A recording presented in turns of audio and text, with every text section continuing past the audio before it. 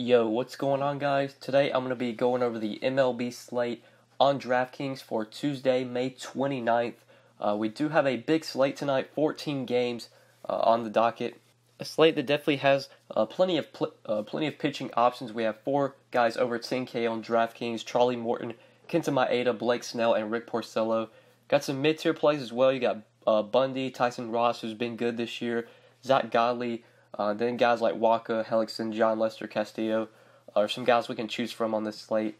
A loaded pitching slate, got some Coors Field on this slate as well. Definitely bats we want to pay up for.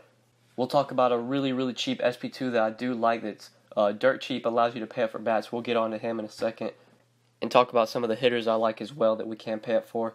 But before we do get started, guys, make sure you drop a like on the video like always. I appreciate it.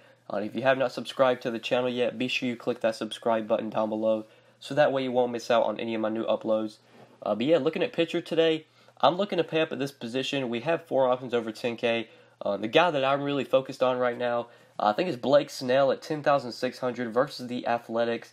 I do like Blake Snell here. He is probably my favorite option to pay up for on this slate. Charlie Morton against the Yankees scares me a little bit. Verlander had a decent game against the Yankees. I was pretty high on Verlander Monday. I believe he finished with like 24, 25 DK points. He was solid, but didn't really crush value. I don't think Morton's going to go out and really crush this team, even though he has before. I could see Morton getting like 20, 25. 12-1, I'll probably shy away from him. I feel like Snell could easily get that same amount. Kenta Maeda is just not a guy, is just a guy I don't really pay up for.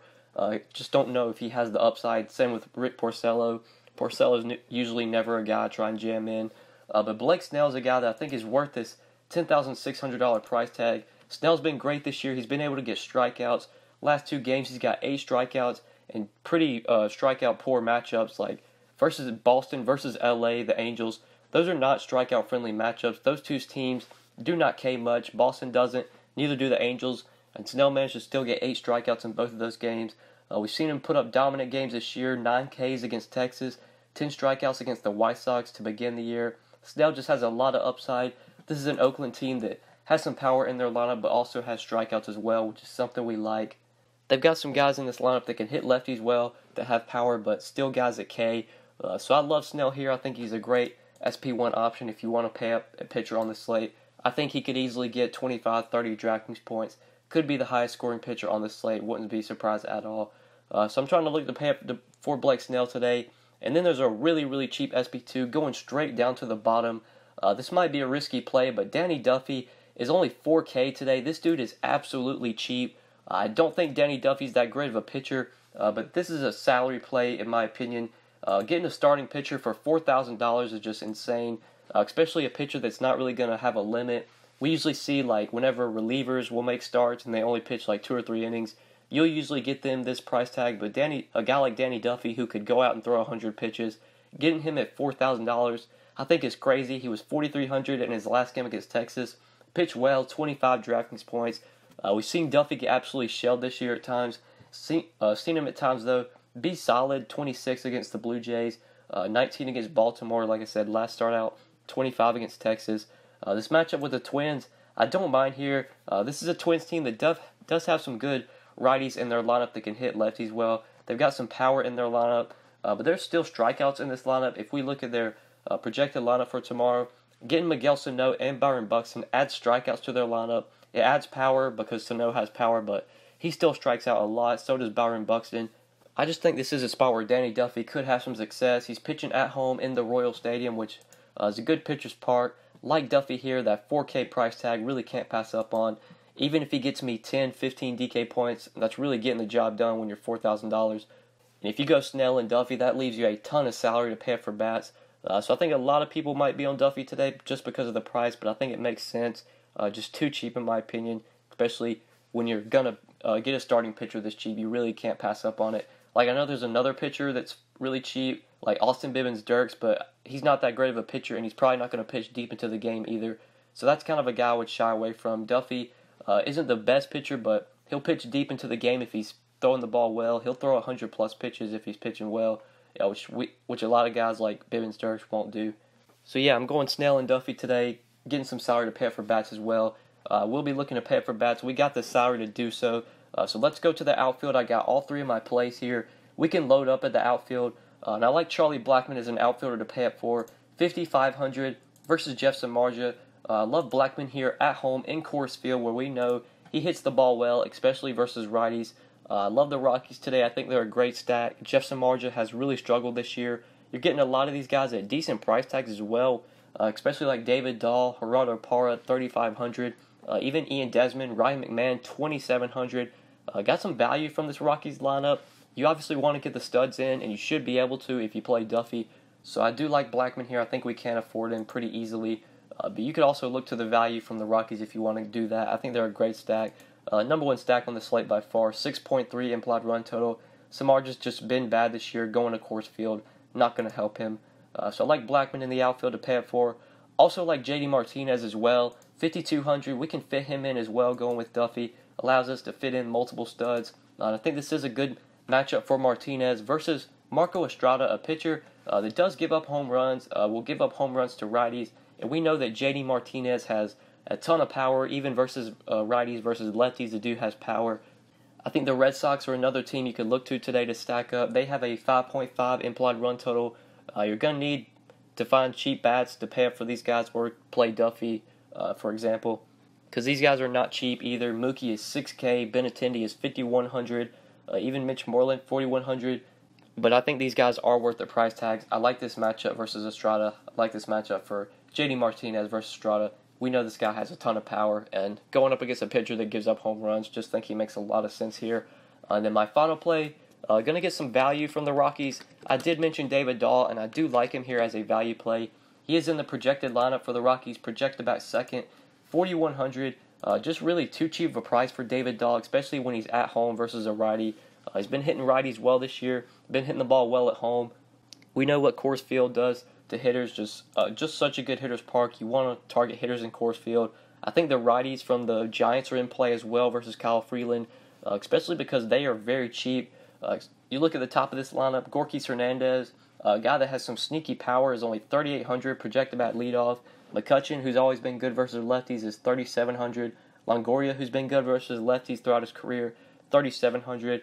So good value from the Giants. You want to go to them. You got value from the Rockies as well. David Dahl being a value play, 4,100, like him here in the outfield. These are my 5 plays for today, guys. Blake Snell, Danny Duffy, Charlie Blackmon, JD Martinez, and David Dahl. I didn't really talk about the SP2s that I like besides Duffy, so we will quickly go over those. If you're not wanting to play Duffy, if you feel like he's too risky, I think you could look to some of the guys in this mid-tier, this 9K, 8K range, like Tyson Ross. I really like here versus the Marlins. Tyson Ross, kind of a pitcher I've picked on in the past, but he's really figured things out. He's been good this year. We saw in his last outing, I know he put up a really big DraftKings point game, had 31 DK points against the Nationals, had 6 2/3 innings with 9 strikeouts, only allowed 1 run. We've seen Tyson Ross be able to get strikeouts this year. This isn't a strikeout-friendly matchup by any means, but the Marlins, even though they don't strike out, they're a very bad lineup. They're a very bad offensive team. You could play Tyson Ross at 9,200 if you want to go to him. Zach Galli could be a play at home versus the Reds at 8,600.